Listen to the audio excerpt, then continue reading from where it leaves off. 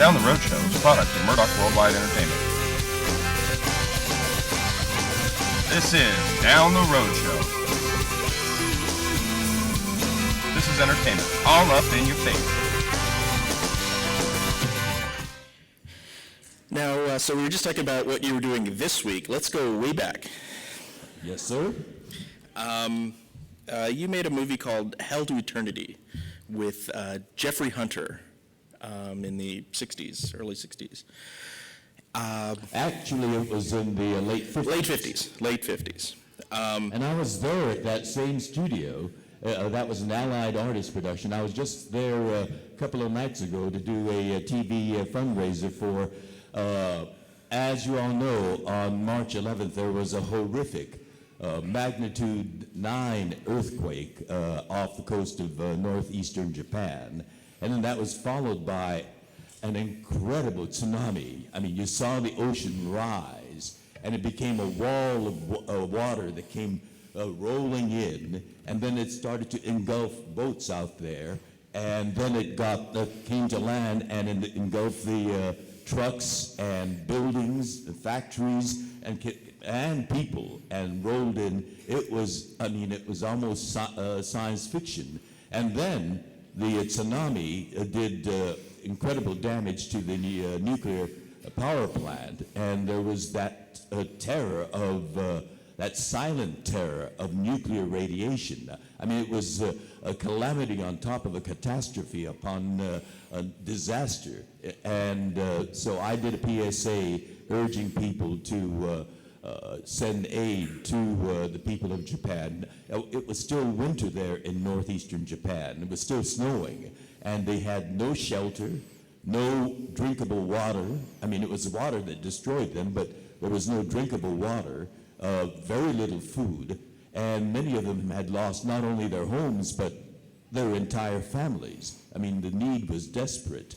And so the immediate need was great then, but now the need is for the rebuilding of the infrastructure. So I was doing a television PSA at that very studio where I did Hell to Eternity. It was called Allied Artist Studios then, and now it's called KCET, a local television station.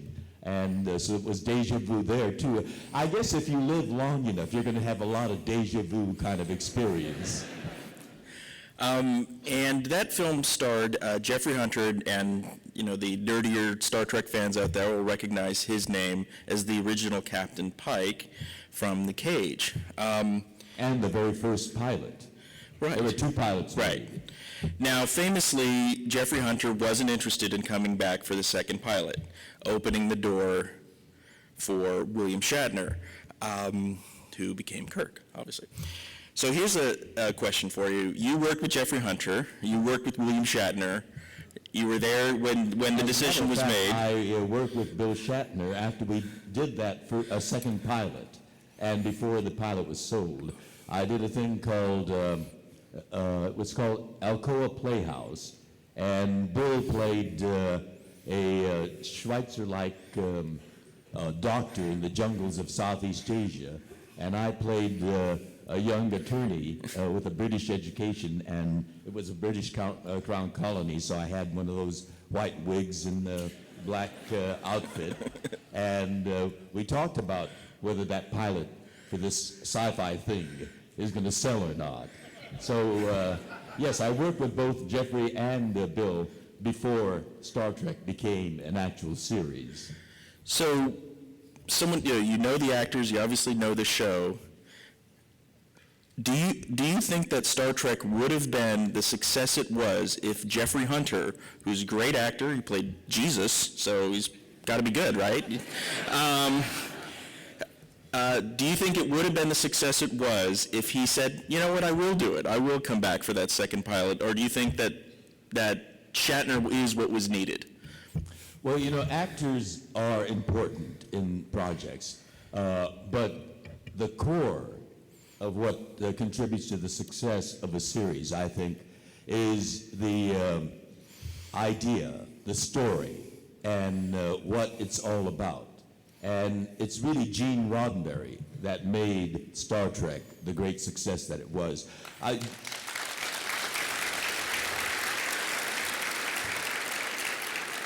Jeffrey is a wonderful actor and a very good-looking guy and a nice guy, too. And I enjoyed working with him. And, you know, Bill is a singular kind of actor, and he has his own quality. And what does that laugh mean? Singular, his own kind of quality. Come on. Well, don't you all agree? He is singular. Thank God there's no other like him. I think we speak the same language. You understand. I'm trying to be, how do I put it? What? Diplomatic, kind of, you know, tangential. I'm trying to be, yes, you said it, nice. But I think that's such a wonderful part. Any good actor, and I'd like to have seen Jeffrey continue with it because he would have brought his own quality to it. But what made Star Trek this long-lasting success is that core idea, the vision that Gene Roddenberry had of the human future. You know, saying that if we have confidence in our problem-solving capabilities and our ability to invent and innovate, then we will be able to boldly go where no one has gone before. And it was that connected with all of you, I think. And that's why you have stayed with us for 45 years. And, you know, at this point now, at 45 years, I'm really looking forward to the golden anniversary. It's only 5 more years. So let's all gather together in 5 years to celebrate the 50th anniversary. I'm going to ask another question, and then we'll go out to the audience. So, I know you're trying to be nice, but let me ask you again about... I think the word I was searching for was circumspect. Obviously, you and Bill have had your differences. They've been aired on The Tonight Show and on Conan, and, you know, so it's... And Howard Stern. And certainly on Howard Stern. And recently, and you're not the only, obviously, Walter Koenig, your co-star, and others have had voiced issues in the past. Now, Walter recently appeared. I don't know if you had a chance to see it. No, I have not. People have told me about it. But it was very interesting. Bill Shatner has a show on the Bio channel called Shatner's Raw Nerve. And he's been trying to get me on it, and I have diplomatically been passive. Well, I just, that's really, you should watch the one with Walter. Walter really let him have it. And, you know, he talked about scene stealing and all sorts of stuff. And Bill, was like, really? You guys? He still doesn't get it. But here's the thing. He apologized. Bill actually, so I said, you know, maybe now's the, you know, so do you think you'll reconsider and have a bury the hatchet session with Bill? Let me tell you something about it. When Brad and I decided to get married, we wanted to be inclusive as possible. Again, you know, the Star Trek philosophy. And yes, Bill and I have a history, but, you know, we didn't really want to bring that kind of tone into our wedding, because a wedding should be a happy, joyous thing. So we sent invitations to all my colleagues from Star Trek, as well as our larger sphere of friends and relatives. They all responded. They civilly, you know, RSVP'd, except for one. Bill never RSVP'd. But that's typical of Bill, because we've all had many other occasions when we have sent out invitations to everybody, and Bill never, ever showed up.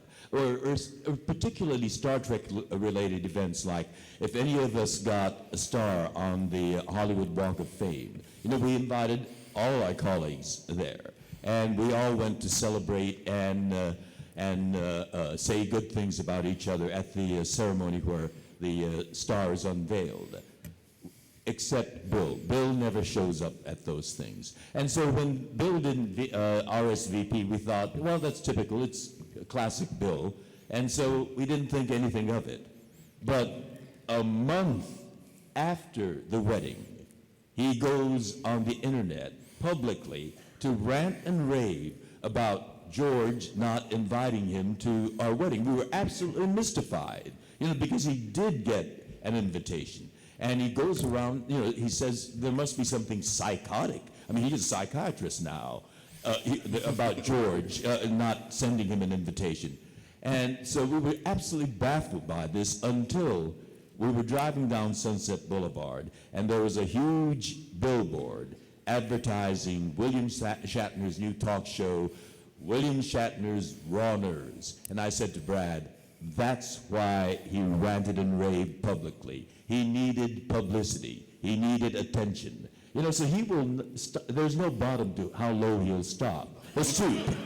He won't stop. He'll stoop. And so, there's no point for me to go on a show that he controls and he can edit to his heart's content. He can ask the questions that he wants. It's his turf. And I see no reason for me to tread that turf. Well, okay. Maybe Howard could get you both on. Rampage Fitness Academy is located at 23681 Via Linda, Suite A, in Mission Viejo, California, 92691.